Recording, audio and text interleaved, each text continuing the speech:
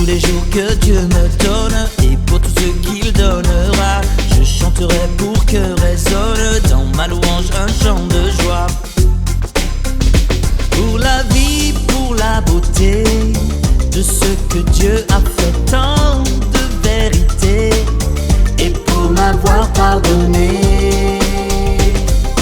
Pour tous les jours que Dieu me donne et pour tout ce qu'il donnera, je chanterai pour que résonne dans ma louange un chant de joie.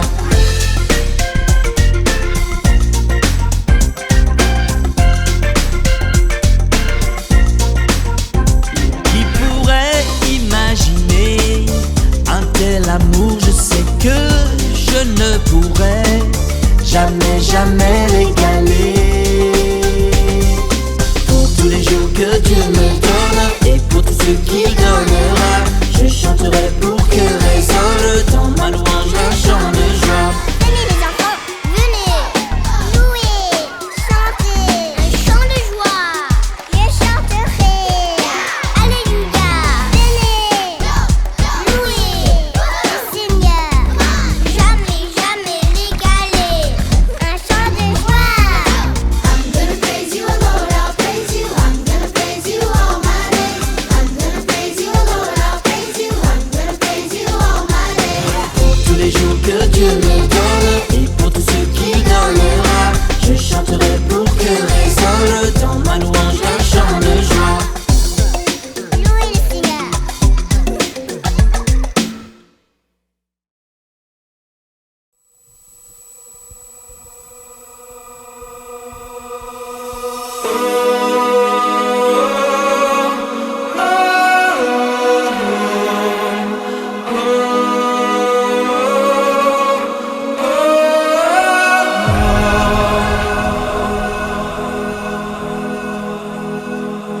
Tu m'as ébloui par tes mélodies.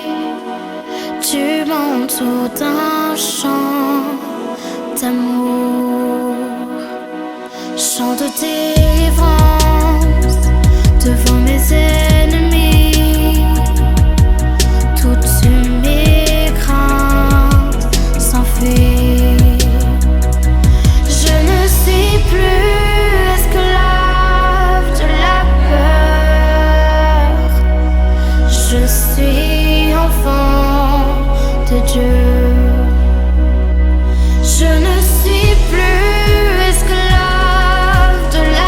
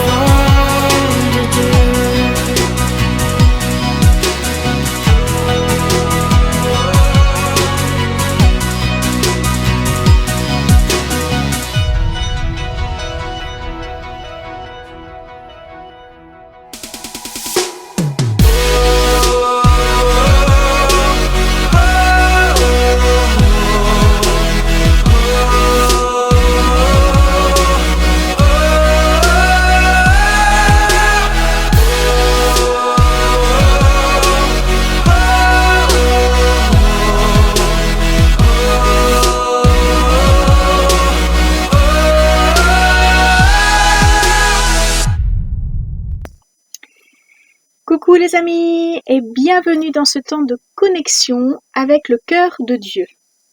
Aujourd'hui, nous allons voir que la mission de Jésus ne se limitait pas à annoncer la bonne nouvelle aux pauvres ou à guérir les cœurs brisés, mais Jésus est venu aussi proclamer aux captifs la délivrance.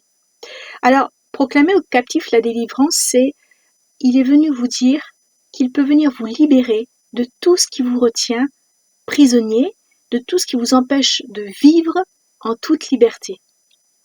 Ce message est donc un petit peu particulier parce qu'il va s'adresser plus à des adolescents qu'à de jeunes enfants, parce qu'on va aborder le thème des addictions et voir un petit peu plus, on va voir que effectivement on peut être prisonnier de beaucoup plus que des addictions. Donc oui, Jésus peut te délivrer de ta prison. Ah oui, là, je t'entends peut-être déjà dire, non, moi, je suis pas prisonnier, hein, tout ce que je fais, je le fais parce que j'ai envie de le faire. Voilà, donc va pas me raconter de salade. Ah, oui, peut-être que tu penses que tu as autorité et tu penses que peut-être que tu peux t'arrêter quand tu veux, mais ce n'est pas aussi simple que cela parce que ça va parfois bien au-delà de la volonté. Et lorsque Jésus vient proclamer cela, c'est parce que derrière, il y a une captivité, des chaînes tellement solides et invisibles que seul Jésus peut intervenir pour nous libérer de ces chaînes-là. Pendant les 3 années de son ministère, où Jésus a fait connaître le message de Dieu aux hommes, il a passé beaucoup de temps avec des gens qui étaient rejetés de la société de l'époque, comme aujourd'hui, il y a une certaine catégorie de personnes qui est rejetée de notre société. Et d'ailleurs pour ça, à cause de ça, il était souvent montré du doigt, il était critiqué, il était même rejeté par une certaine classe de personnes assez imbues d'elles-mêmes qui pensaient qu'elles n'avaient pas besoin de salut, qu'elles étaient parfaites. Mais en effet, Jésus côtoyait des gens de mauvaise vie. Jésus côtoyait des voleurs, des prostituées, des démoniaques même, parce qu'il faut savoir que ça existe. Jésus côtoyait des démoniaques. Il côtoyait des gens qui étaient liés par toutes sortes de péchés. Et si Jésus s'est intéressé à ces personnes-là, c'est parce qu'il était ému de compassion pour ces personnes. La Bible dit qu'à un moment donné, Jésus les regardait comme des brebis qui n'avaient pas de berger. Et il était ému pour ces personnes-là qui étaient perdues à cause de leurs difficultés, à cause de leur situation sociale. Alors oui, certes, certaines personnes se font des réputations, d'autres subissent, mais n'empêche que Jésus voulait venir en aide à ces personnes-là qui étaient rejetées. Faut savoir que Jésus savait que lorsqu'il est venu sur terre, il connaissait déjà sa mission. Et il ne pouvait pas venir pour dire « je vais sauver telle catégorie de personnes » ou « je vais m'occuper que de telle catégorie de personnes ». Non. Le sacrifice, Jésus, quand il est venu sur terre, il savait très bien qu'il venait pour donner sa vie en sacrifice, afin que tous les êtres humains, tous ceux qui ont vécu sur la terre, puissent être sauvés, même ceux qui le rejetaient. Jésus est aussi venu mourir pour elle. Peut-être que toi tu en fais partie ce matin, en écoutant ce message, peut-être que tu te dis moi j'ai pas besoin de Jésus, moi je me suffis à moi-même, moi je ne crois en rien sauf en moi. C'est ton droit, c'est ton choix, mais n'empêche que Jésus est venu mourir pour toi et qu'il t'aime. Il l'a fait parce qu'il t'aimait. Alors peut-être que ce matin, en réfléchissant à ce petit partage, tu te dis, oui, finalement, je me dis que je suis prisonnier de telle ou telle chose. On a commencé un petit peu pour faire comme tout le monde, bien sûr, j'en ai fait partie. On a commencé pour faire un petit peu comme tout le monde, et puis en fait on s'aperçoit que c'est pas si génial que ça. Voilà, ça ne rend pas plus intelligent ou ça nous rend pas meilleur en tout cas. Et, et donc au bout d'un certain temps, on a cette volonté d'arrêter, et c'est quand on a cette volonté d'arrêter, donc il y en a qui arrivent, c'est très bien, et malheureusement il y en a qui n'arrivent pas à s'arrêter, parce que c'est là où on commence à parler de captivité. On devient captif de la cigarette. Elle a pris le dessus sur nous. Elle nous impose sa présence. Elle nous fait croire que l'on a besoin d'elle et que pour être bien, il faut qu'elle fasse partie de notre vie. Et donc là, on est devenu ses prisonniers, tout simplement. Et on en est devenu esclave. On arrive peut-être un temps à résister, quelques jours, mais le manque étant trop fort, on finit par céder à ces instances. Alors, ce matin, écoute ce que Jésus déclare. Je suis venu proclamer ta délivrance. Je voudrais vraiment que cette phrase-là, tu puisses te le dire à toi. Toi qui m'écoutes, quelle que soit ton addiction, quelle que soit ta situation, parce que tout à l'heure on va voir qu'on n'est pas forcément esclave que des addictions, mais il y a aussi autre chose. Quelle que soit ta situation, Jésus est venu proclamer ta délivrance. Alors tu sais de quelle manière? Eh bien, j'ai un petit peu regardé le texte original de cette déclaration, et là j'ai découvert quelque chose. Alors Jésus vient en fait un peu comme un héros, H-E-R-A-U-T. Faut savoir que en Grèce et à Rome, le héros c'était un messager qui était chargé de porter des ordres du prince, de faire les annonces dans les assemblées et de déclarer la guerre. Imagine, Jésus vient déclarer la guerre à ce qui te retient prisonnier, afin de te rendre libre. S'il a le pouvoir de déclarer la guerre, il a aussi le pouvoir de te rendre victorieux. Ce qu'il faut savoir, c'est que si Jésus doit intervenir, c'est parce que nous avons des limites. Et là où Jésus intervient pour nous délivrer, nous n'avons pas les moyens pour le faire. Jésus vient combattre quelque chose qui ne se voit pas. Jésus vient combattre quelque chose qui ne peut pas être compris intellectuellement. Jésus vient combattre ce qui est enraciné en nous, au plus profond de nous. Il vient combattre cela pour nous libérer. Je l'imagine très bien en train de proclamer la victoire, en train de délivrer son enfant pour qu'il puisse avoir la liberté. Je l'imagine très bien faire ça. C'est le Jésus tel que je le connais, celui qui ne recule devant rien, celui qui a le pouvoir. Dieu lui a donné tout pouvoir, c'est celui qui a vaincu la mort. Et si Jésus est avec nous, alors nous avons la garantie que tout ce que nous allons vivre, même les difficultés, Jésus sera là pour nous aider à les traverser. Beaucoup de choses peuvent triompher de nous, des choses qui font de nous leurs prisonniers, des choses dont nous ne pouvons pas nous libérer seuls, donc ce que je disais tout à l'heure. Et cela peut être toutes sortes donc d'addictions, et dans les addictions on peut penser à l'alcool, on peut penser aux drogues, on peut penser au tabac, mais aussi les jeux d'argent, les jeux vidéo. Tout ça, c'est un petit peu nous qui construisons. Les addictions, c'est un petit peu nous. On construit notre propre prison, sans s'en rendre compte. Mais on construit quelque chose qui nous empêche de vivre la vraie liberté. Et puis, nous pouvons être aussi esclaves de nos mauvaises actions. Donc, dans les mauvaises actions, eh bien, on peut voir le vol. Il y a aussi le mensonge.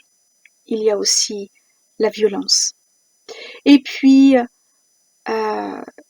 il y a aussi des situations physiques, intellectuelles et mentales qui peuvent nous empêcher de vivre la vraie liberté pour lesquelles, eh bien, on est esclave.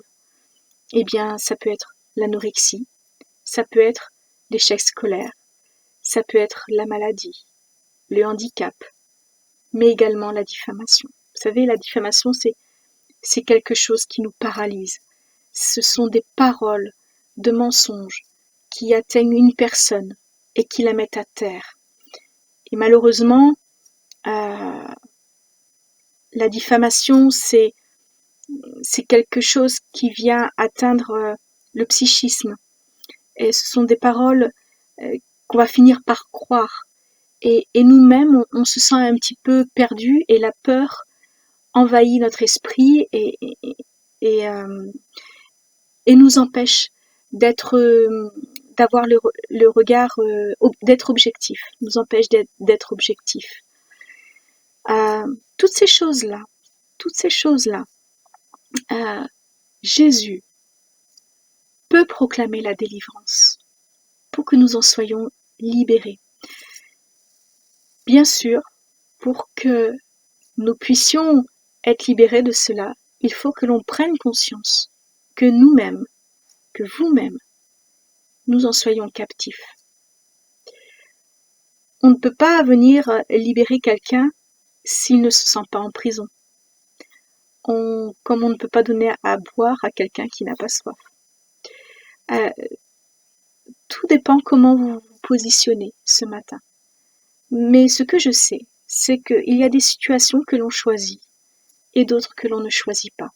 Et pour celles que l'on ne choisit pas, celles qui font mal, celles pour lesquelles on est enchaîné dans la tour la plus haute, on est isolé de tous et on n'a aucun moyen d'être libéré, de s'en sortir par nous-mêmes. Jésus peut le faire. Jésus, ce matin, veut proclamer dans ta vie, sur ta vie, qu'il veut te libérer de tout ce qui te retient prisonnier, de tout ce qui te fait mal.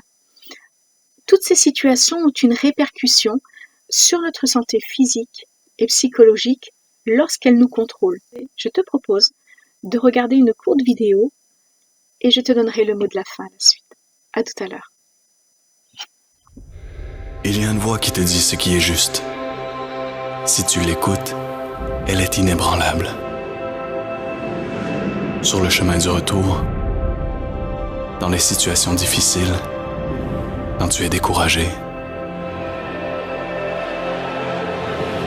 si tu choisis de l'écouter, cela peut changer ta vie. Certains l'appellent la voix de la conscience, un pressentiment ou une intuition. Mais il y a ma voix, la voix de Jésus. Elle sera là quand tu prendras une décision. Écoute. De mauvais choix peuvent détruire ta vie. Tu le savais déjà. Quand tu n'entends pas ma voix, tu vis alors dans la douleur. Mais je t'aime et je ne veux pas que tu souffres.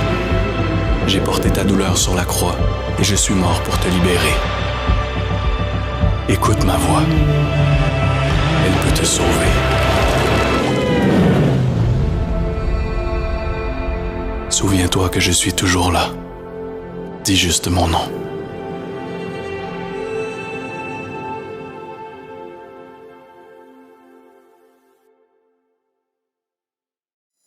Tu dois maintenant laisser Jésus accomplir cette déclaration dans ta vie. Je t'assure que ça en vaut la peine.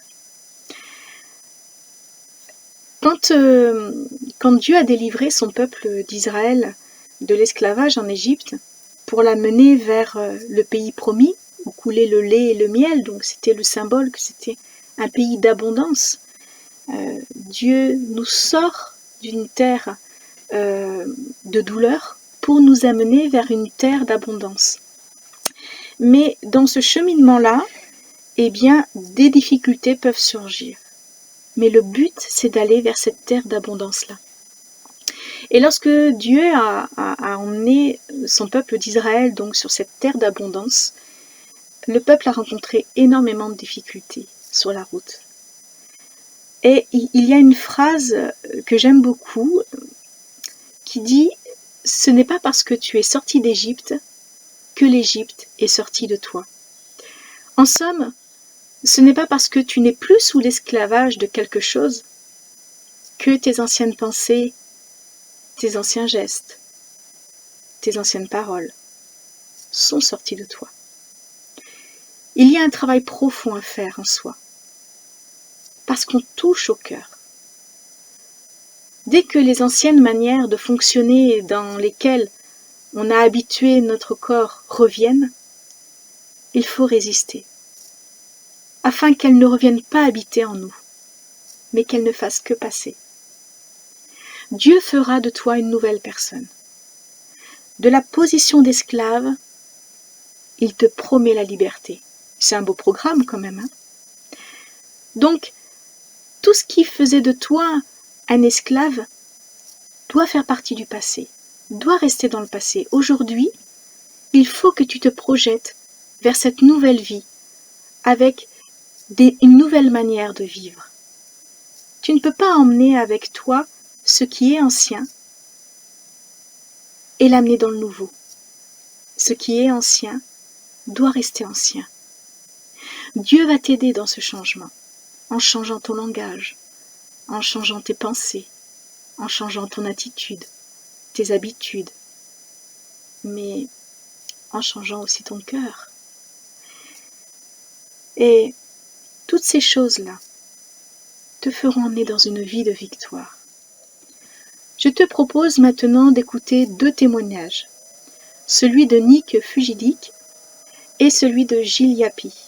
Et tu verras combien l'un a dû demander à Dieu pourquoi il vivait telle situation et comment Dieu l'a propulsé vers sa destinée. Et comment l'autre, parce qu'à un moment donné il a crié à Dieu, comment Dieu est intervenu dans sa vie et a fait de lui une nouvelle personne. N'oublie pas, rien n'est impossible à Dieu. Prends courage et vraiment ce que je veux essayer de te faire comprendre, c'est que toute chose peut devenir nouvelle.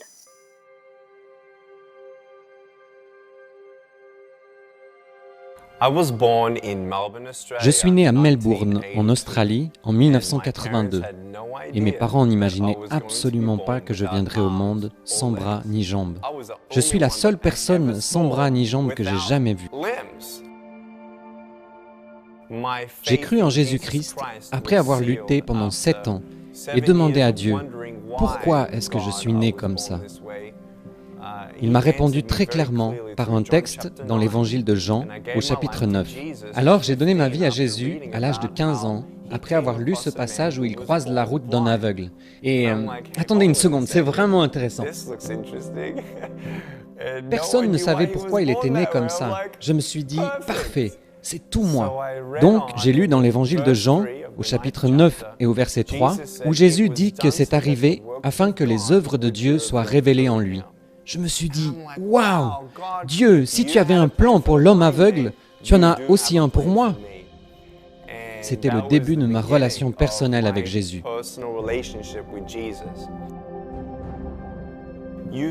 Des groupes de jeunes, des églises ont commencé à me solliciter. Partout, des portes se sont ouvertes pour que je puisse donner mon témoignage. J'ai parlé devant 300 lycéens. Au bout de 3 minutes, la moitié des filles s'étaient mises à pleurer. L'une d'elles, au milieu de la salle, les larmes aux yeux, a levé la main et dit « Je suis vraiment désolée de vous interrompre, mais est-ce que je peux venir pour vous prendre dans mes bras ?» Devant tout le monde, elle s'est avancée et m'a prise dans ses bras. Elle a pleuré sur mon épaule et m'a murmuré à l'oreille. Jamais une personne ne m'a dit qu'elle m'aimait. On ne m'a jamais dit que j'étais merveilleuse comme je suis. Je n'arrivais pas à y croire. Cela a changé ma vie. À cet instant, j'ai compris que Dieu se servait de moi pour lui faire du bien. Ce n'était pas par mes paroles ou par ma force, mais c'était Dieu. Et mon cœur s'est enflammé de passion. C'était vraiment impressionnant de voir une personne transformée pour toujours.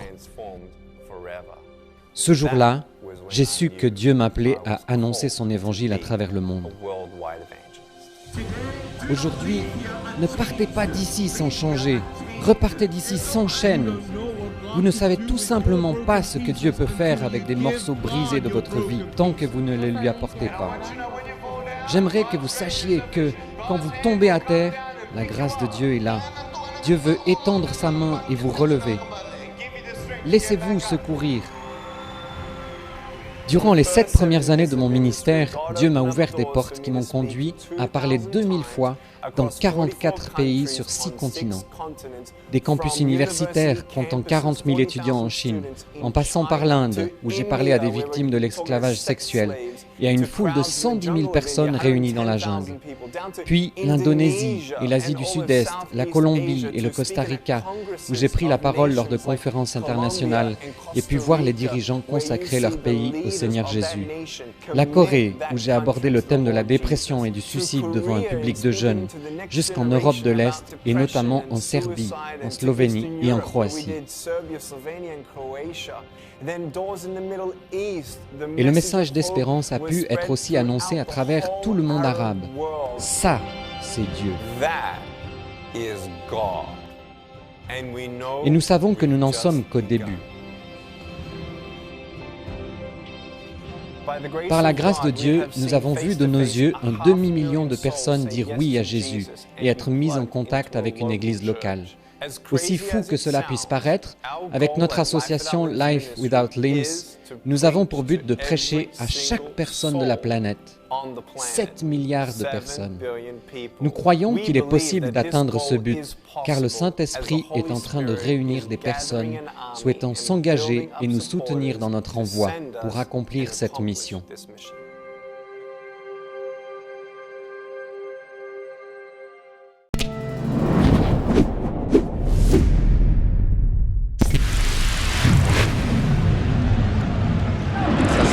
Très bonne prise de balle.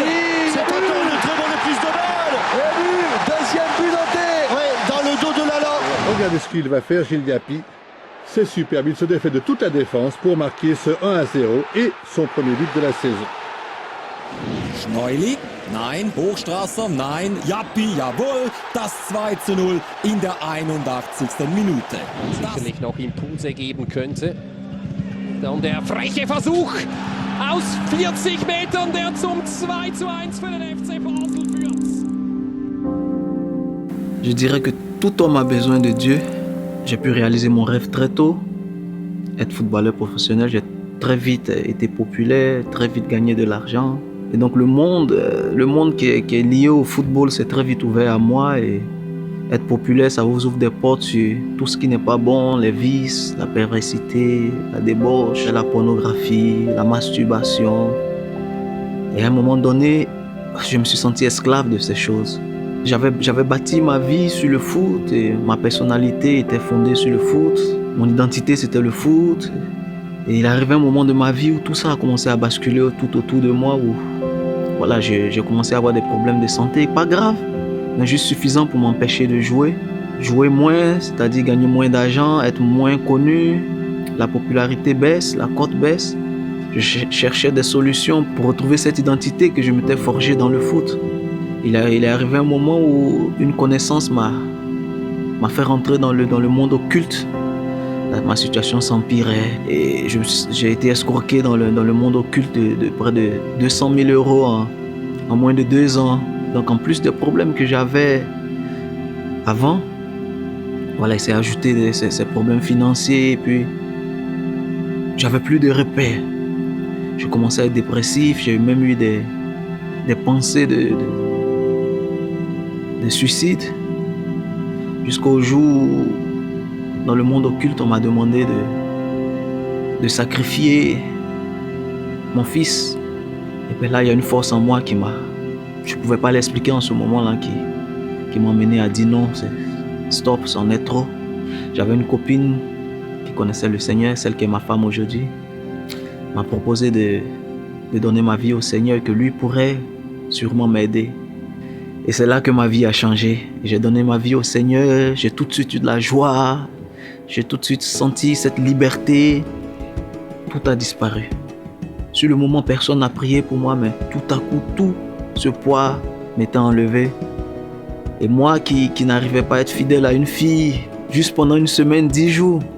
Aujourd'hui, ça fait 6 ans que je suis fidèle à celle qui est ma femme. Et pour moi, c'est vraiment un miracle. Et Dieu a restauré ma vie, il a restauré ma santé, mes finances. Et aujourd'hui, je suis heureux d'appartenir au Seigneur. Je sais que ma vie, c'est Christ. Mon fondement, c'est Christ. Mon identité, c'est Christ. C'est pas médiatisé mon transfert, mais j'ai été transféré à un prix inestimable. Du royaume des ténèbres au royaume de la lumière. À un prix, au prix du sang de Christ. Aujourd'hui, j'appartiens à l'équipe du royaume des cieux. Dieu est mon président. Christ est mon directeur sportif et le Saint-Esprit est mon coach. Donc, je suis vraiment très heureux d'appartenir à la famille de Christ aujourd'hui.